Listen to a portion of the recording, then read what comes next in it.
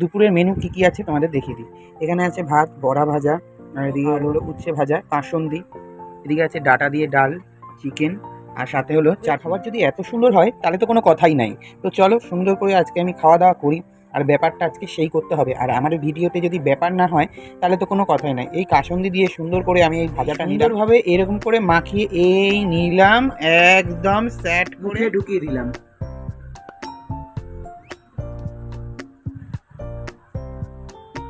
ব্যাপারটা একদম সেই। আর এই যে সুন্দর করে বড়াটা নিব, আর না বড়াটা আমার মা একটু পুড়িয়ে ফেলেছে, তো কিছু করার নেই। আর এই কাসুন্দিতে সুন্দর করে মাখাতে হয়।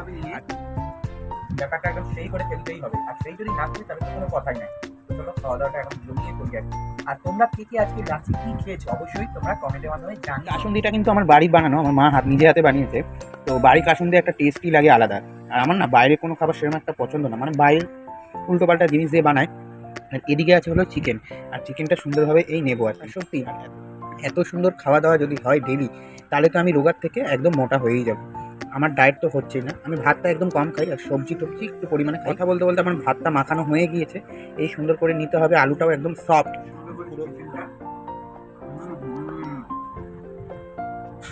পরে কোনো ব্লগে আজকের মতন টাটা।